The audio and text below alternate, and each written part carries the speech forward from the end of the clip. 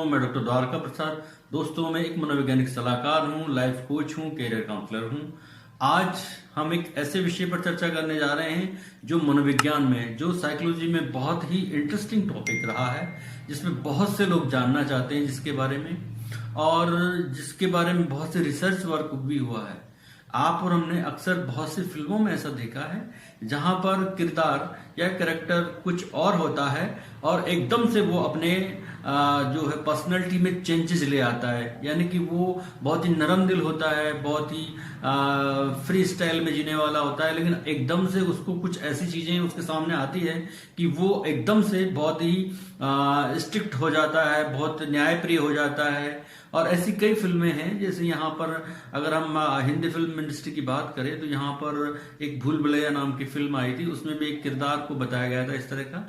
और जैसे साउथ की बात करें हम तो अपरिचित, और ऐसे ही हॉलीवुड में भी बहुत सी ऐसी फिल्म्स हैं जिनके बारे में हम डिस्कस कर सकते हैं। पर आज हम जिस टॉपिक के बारे में बात कर रहे हैं जिसमें ये सब आते हैं, उस टॉपिक का जो दोस्तों जो नाम है वो है मल्टीपल पर्सनालिटी डिसऑर्डर, जिसे अब डिसएसोसिएट आइडेंटिटी डिसऑर्डर भी कहा जाता है। यानी कि दोहरा व्यक्तित्व कहा जाता है, बहुव्यक्तित्व कहा जाता है। दोस्तों, इस विकृति में होता क्या है आप समझिए, इस बीमारी के बारे में, इस विकृति के बारे में समझिए। यह एक मनोवैज्ञानिक विकृति है, और इसके बारे में आप ये समझिए कि इस विकृति में एक व्यक्ति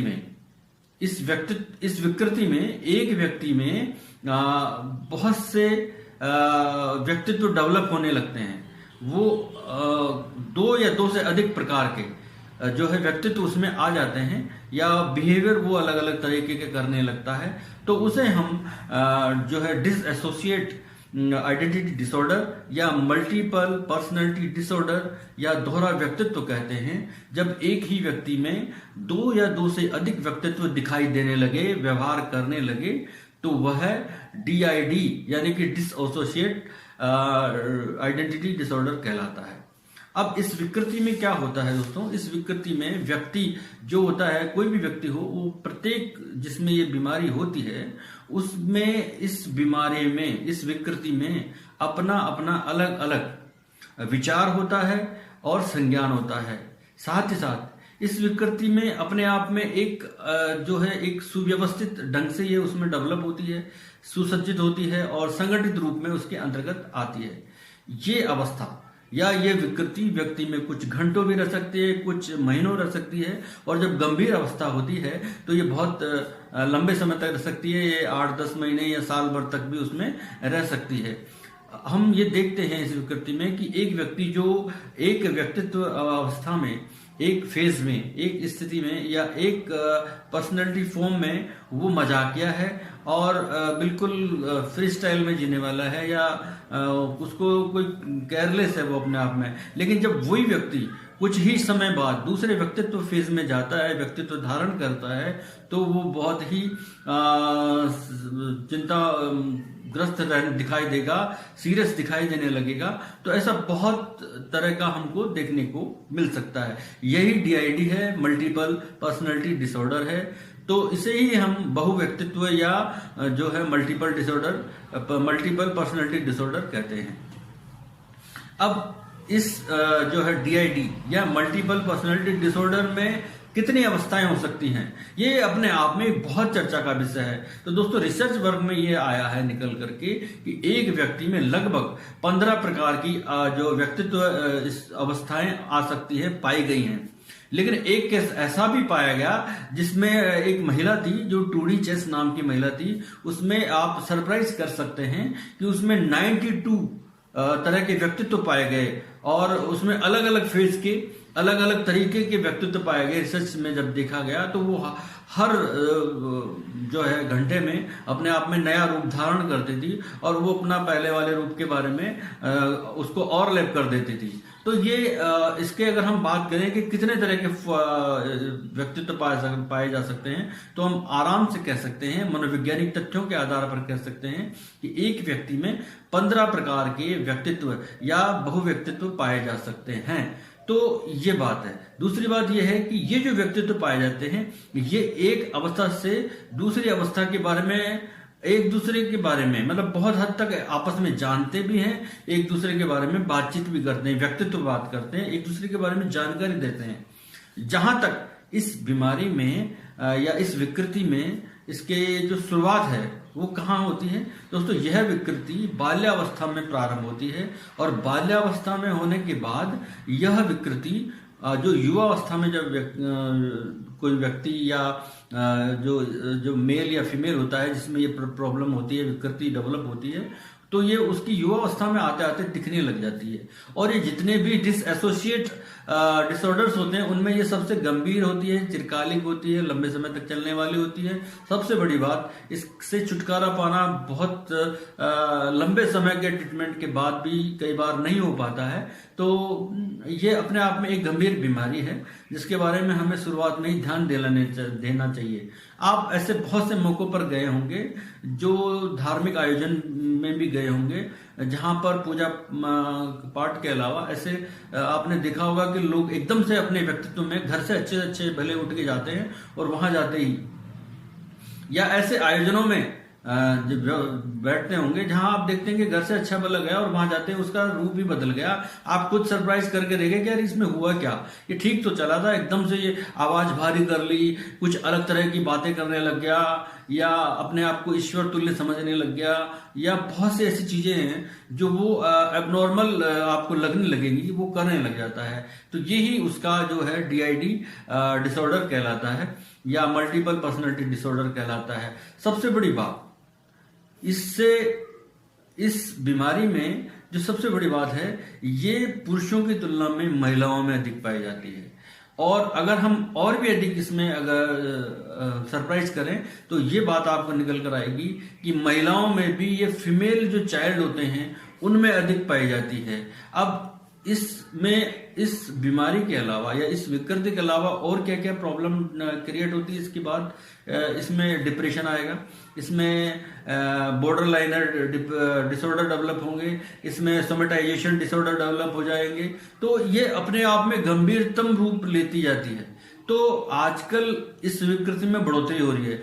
आप देखते होंगे घरों में कुछ बच्चे एकदम से बहुत नॉर्मल होते हैं, बहुत रिलैक्स रखने वाले मूड के पर्सनालिटी वाले होते हैं, लेकिन कभी कभी वो इतने क्रूर हो जाते हैं। या आपने देखे होंगे कई तरह के क्राइम आजकल जो एकदम से होते हैं और आप सरप्राइज कर जाते हैं कि इस बच्चे से हमें ये उम्मीद नहीं थी। तो ये सब हमारे ये मल्टीपल पर्सनालिटी डिसऑर्डर का नतीजा है कि उसको पता ही नहीं चलता कि भाई इसके अंदर ही अंदर क्या प्रॉब्लम हो रही है।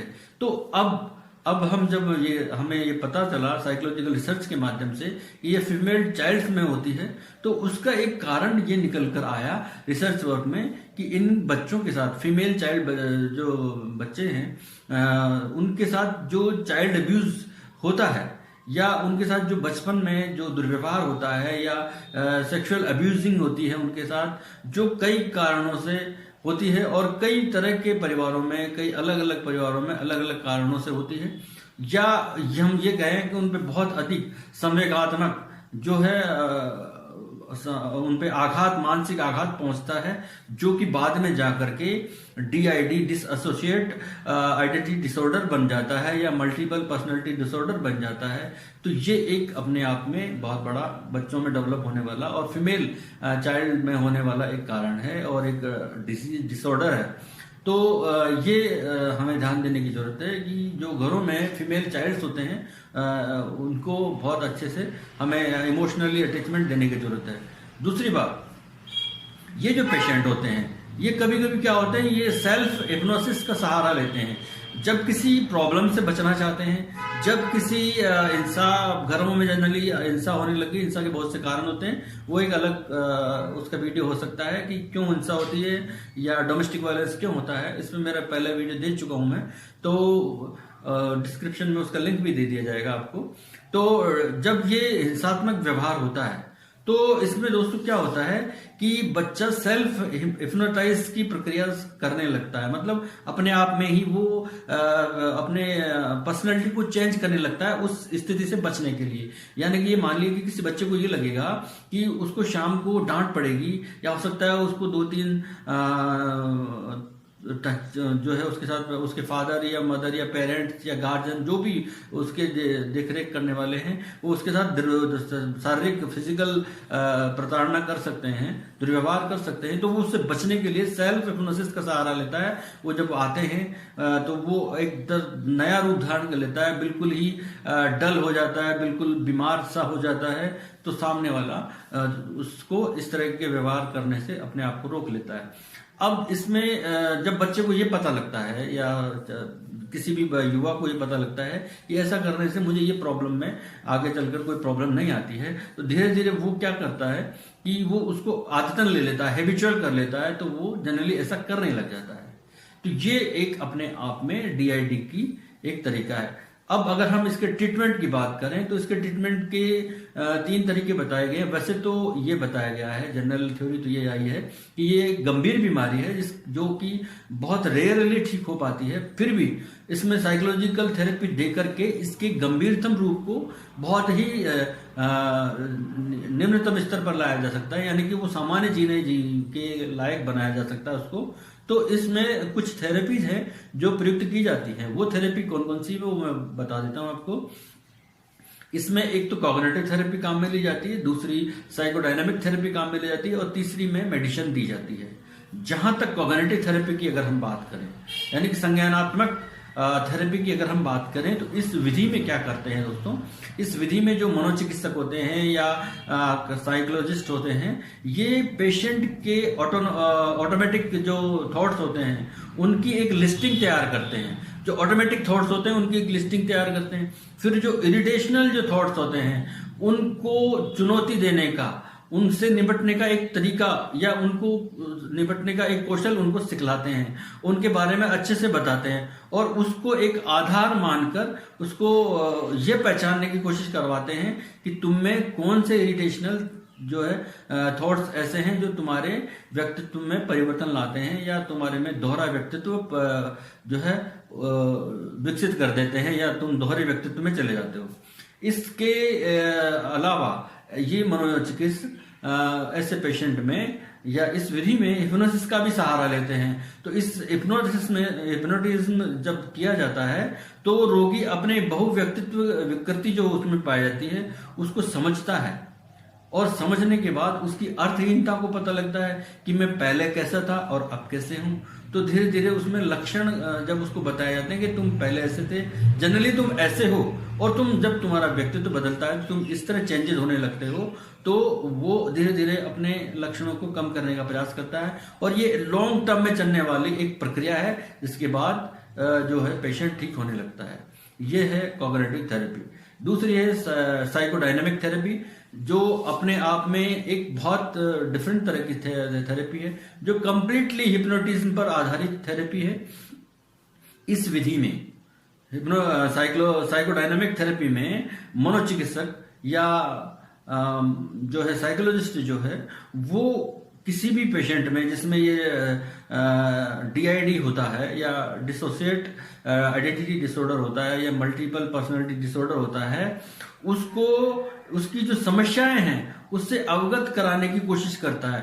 वो उसमें क्या क्या समस्याएं हैं, इसके लिए वो हिप्नोटिज्म का सहारा लेता है, उसको व्यक्ति को हिप्नोटिज्म प्रोसेस में ले जाता है और ले जा करके वो ये बताता है, हिप्नोटिज्म की स्थिति में ही उसको ये बताता है कि देखो तुम्हारा एक्चुअल व्यक्तित्व यह है और तुम इतने तरह के व्यक्तित्व में बट जाते हो, इतने तरह के व्यक्तित्व का रूप धारण कर लेते हो, तुम कभी ऐसा रूप का धारण कर लेते हो, तुम कभी ऐसा रूप कर लेते हो, जो कि और हिप्नोटिज्म की स्थिति में ही उसे यह बताया जाता है कि तुम्हारा मूल व्यक्तित्व ऐसा है और तुम्हारा धारण किया गया व्यक्तित्व ऐसा है। तो तुम्हें ऐसा करने का कोई जरूरत नहीं है, क्योंकि तुम्हारा जो शरीर है, तुम्हारा जो सिर है वो एक ही है। तो तुम्हें ऐसा करने की कतई जरूरत नहीं है।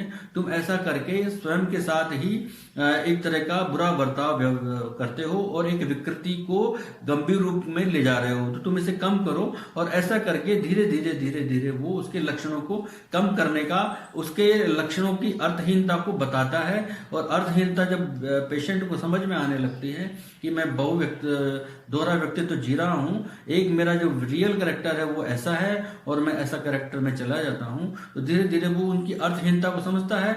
और ये थेरेपी एक लॉन्ग टर्म में चलने वाली थेरेपी है, जिसके द्वारा वह अपनी नेचुरल कंडीशन में आने की स्थिति में आता है। ये अपने आप में एक लंबा प्रोसेस है दोस्तों। वैसे ये बीमारी गंभीरतम साइकोलॉजिकल डिसऑर्डर में काउंट की जाती है। इसके अलावा जो तुरंत ही गंभीर होते हैं, जिन्हें बहुत अटैक्स आते हैं, तो उन लोगों के लिए मेडिसिन होती हैं, जो एंटी एंजाइटी मेडिसिन होती है, एंटी डिप्रेसेंट मेडिसिन उनको दी जाती है ताकि वो कुछ देर के लिए नॉर्मल हो सके। फिर उसके बाद उनको कॉग्निटिव थेरेपी दी जाए या साइकोडायनेमिक थेरेपी दी जाए। इसके बाद ही ये एक लॉन्ग टर्म में चलने वाला ट्रीटमेंट है, उसको हम ठीक करने की स्थिति में ला पाते हैं। तो हमको ये ध्यान रखना चाहिए कि बहुव्यक्तित्व एक प्रकार की मानसिक विकृति है। एक व्यक्ति अपने व्यक्तित्व में बहुत से व्यक्तित्व डेवलप कर सकता है। जो हमने बताया, डिस्कस किया कि वो 15 तरह के व्यक्तित्व में चला जाता है। ये तो जनरल रिसर्च में ही आ गया निकल करके। तो दोहरा व्यक्तित्व जब जीता है व्यक्ति, तो उसके माइंड में डिप्रेशन ऑलरेडी डेवलप्ड हो चुका होता है। तो हमें उसे बचाना चाहिए, क्योंकि ये वो एक के बाद एक साइकोलॉजिकल डिसऑर्डर से सफर करता हुआ बहुत गंभीरतम स्थिति में चला जाता है, जिससे हमें बचाने का प्रयास करना चाहिए। और हमारे जो घरों में स्पेशली फीमेल बच्चे होते हैं, उनके साथ बहुत ही अच्छा व्यवहार होना चाहिए। उनके साथ जो बिहेवियर ट्रीटमेंट देना चाहिए वो बहुत ही अच्छा देना चाहिए, उनका ध्यान रखना चाहिए। और ये बाल्यावस्था में डेवलप होने वाली प्रॉब्लम है, ये भी हमें स्पेशली ध्यान रखना चाहिए। तो ये अपने आप में एक प्रकार की मानसिक विकृति है, जिसका हम जितना ज्यादा ध्यान रखेंगे उतना ही हम अपने बच्चों को इससे बचा पाएंगे। तो मेरा वीडियो आज का यहीं तक था दोस्तों। कैसा लगा कमेंट के जरिए जरूर बताइए। Thank you very much. धन्यवाद।